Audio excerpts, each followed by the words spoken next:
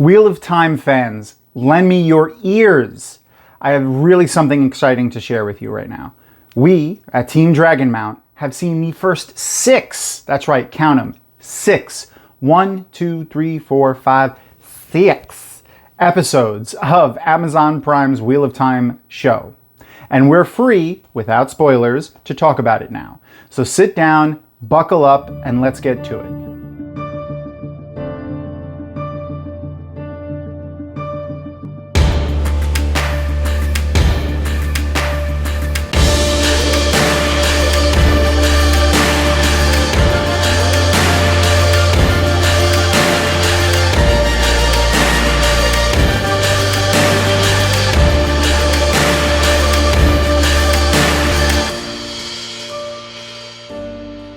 Welcome, friends, to another episode of the Wheel of Time Community Show, brought to you by Dragonmount.com. Now, for those of you just joining us, my name is Tom, and I'll be your host for today's episode. Now, I say today's episode because I co-host this gathering of nerds with 2 other humans. Now, please make sure to go and check out their videos here on this channel, as well as through the links in the notes in our TikTok and Instagram. Dragonmount is sponsored by Tor Books, as well as our astoundingly beautiful Patreon supporters. But even if you can't, or you don't want to sign up for Patreon, which is perfectly cool, you can always support the show by interacting with it, liking, subscribing, giving us a thumbs up, and sharing it. Now, if you're going to like and subscribe, make sure to click the bell. Now for why we're all here. Amazon Prime was gracious enough to bestow upon Team Dragonmount advanced screeners of its upcoming, sure-to-be mega hit series, The Wheel of Time. I want to start this off by saying that this is going to be a 100% non-spoiler review of those first 6 episodes. The first 3 of which are going to be available on Amazon Prime Video November 19th. If you're not a Prime subscriber, this would be a great time to go sign up, give it a shot. Not only to watch this new amazing show, but for the plethora of other primo, I'm funny, services that it offers. Okay. During this video, I will not spoil any specific details from the show. Scout's honor.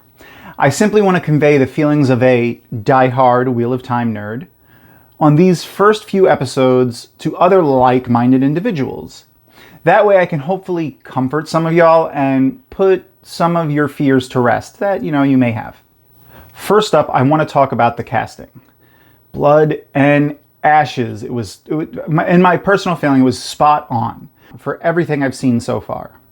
Moiraine and Lan, especially though, Moiraine, as she's been my favorite character, since I first read the series. I absolutely love Rosamund Pike as Moiraine. I can close my eyes and I can just see her in every scene as Moiraine, from the book even. I mean, out of the 3 main male characters, I most identified with Perrin. I do love him and his story arc, but Moiraine has always been my favorite character. Now, books Moiraine is extremely stoic. She's got the world's strongest poker face. In the show, Rosamund Pike certainly exhibits that, but she also brings this compelling amount of depth and even emotion to the role. She has subtle smiles during moments of levity, and she even shows fear at the appropriate times.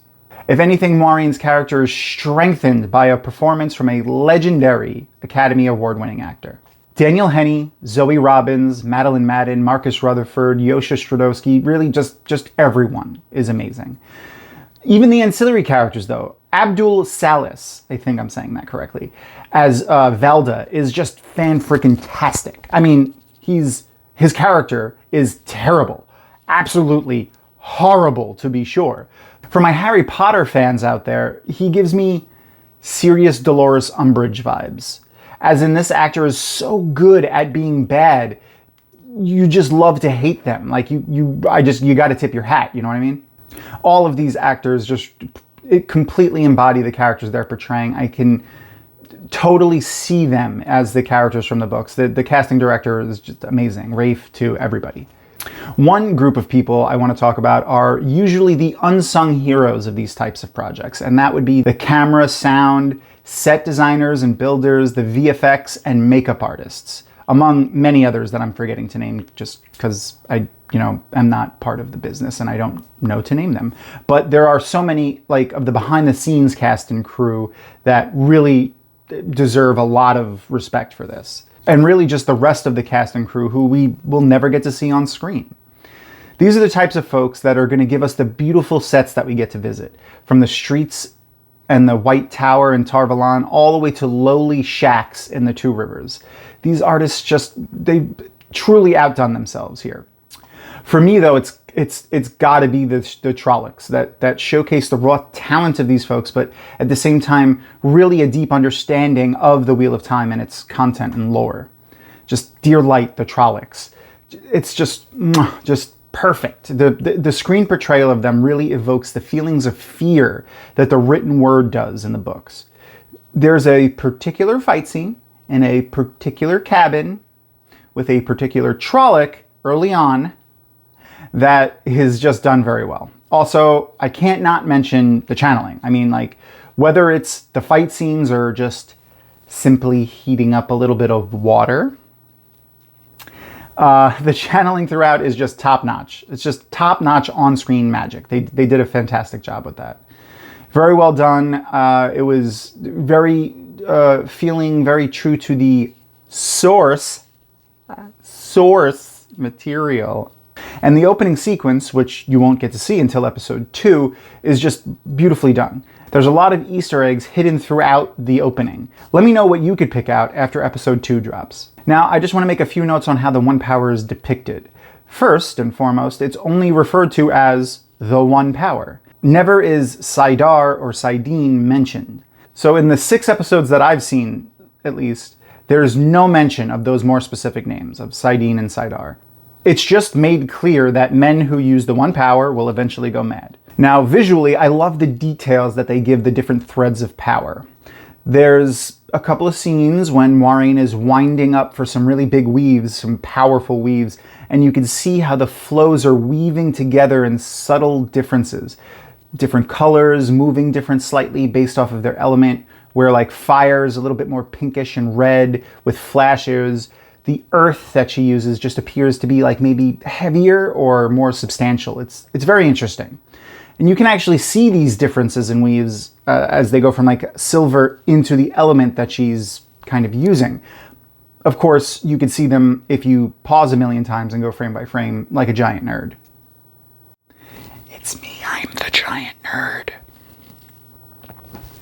Now, I do have some things I don't like, but I don't want to color anyone's opinions right off the bat, so I'm going to hold on to those more specifics until the show actually drops, and then we could talk about them.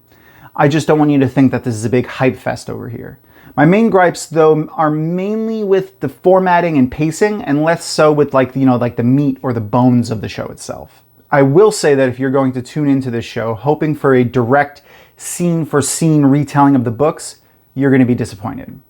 No matter what some people may claim, any honest filmmaker and writer worth their salt are going to tell you that changes have to happen when you go from the page to the screen. Now, you don't have to love the changes, but I can tell you right now, we know with 100% certainty that every single change, whether it was big or small, went through untold meetings and discussions before they became a thing on screen. With extremely book knowledgeable folks, fans really, who work on the show. And nothing happened by accident. All of the changes and their impacts to the story as a whole were meticulously considered. Though now, as I've been saying all along, if you've watched any of my other episodes really, I talk about it a lot, is that I'm happy that this is not a direct retelling of the books. For many, many reasons. But foremost, I can read the books when I want to. With this, it's a chance to be surprised by the Wheel of Time again.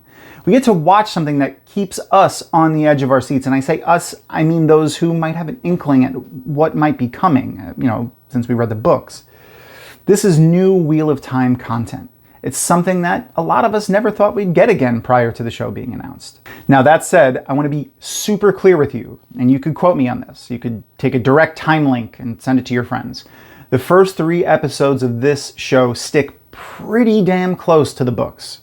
Now, just to preempt the folks who are going to go through and make a list of every single difference and put them in the comments, I did that already. Yes, there are some scenes that are condensed.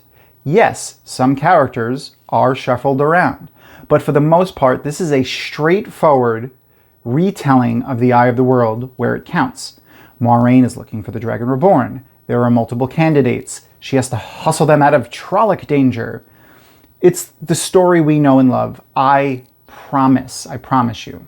Now, personally, after hearing the entire cast and crew, especially Rafe, talk on the show and seeing everything so far, I trust that they're really going to make a quality show for the remaining episodes and even beyond. True to the spirit of Robert Jordan's work, but something new at the same time. A new turning of the wheel, if you will. All right, everyone, thanks for hanging out with me. Make sure to tune in on November 19th on Amazon Prime Video to watch those first 3 episodes of The Wheel of Time. And then join me and my pal Maureen, and maybe perhaps some other friends of ours, on Saturday, November 20th, live at 11 a.m.